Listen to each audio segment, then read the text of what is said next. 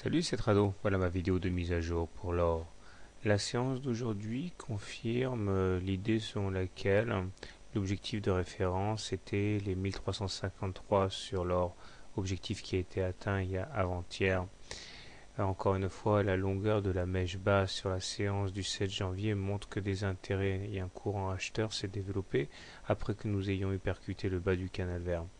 Cela ne signifie pas pour autant que la tendance soit devenue haussière, loin s'en faut, puisque nous sommes toujours sous la M20 baissière, sous la M7 baissière, avec un croisement M7-M20 qui généralement n'est pas annonciateur de bonnes choses, et un MACD maintenant sous son signal négatif, un momentum négatif. Franchement, il n'y a pas grand chose de positif à se mettre sous la dent.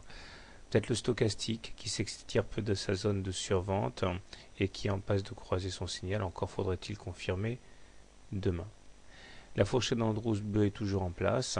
Nous avons toujours une séance où nous sommes à l'intérieur de la partie supérieure de la fourchette d'Andrews, mais tant qu'on n'aura pas cassé par le haut la fourchette d'Andrews bleue, celle-ci restera d'actualité et on sera condamné à effectuer des rotations jusqu'à ce moment.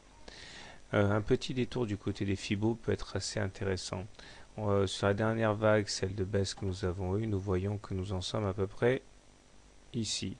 C'est-à-dire que nous avons retracé à partir des plus bas le niveau des 23,6% de Fibonacci.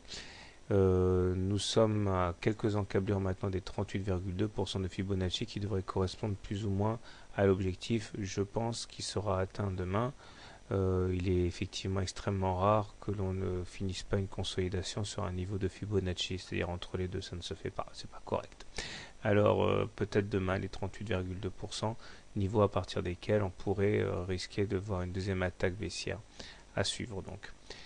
Alors puisque nous sommes sous la M20, qui celle-ci est plate voire baissière, nous sommes en tendance baissière, mais il demeure que si vous voulez acheter l'or, vous pouvez acheter sur un niveau actuel en mettant un stop loss en cas de dépassement des plus bas, des cassures des 1353 en clôture.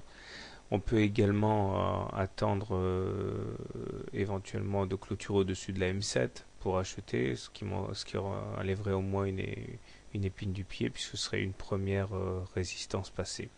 Si vous voulez maintenant vendre à découvert l'or, le plus évident me semble d'attendre un contact et un échec sur la M7 pour vendre à découvert.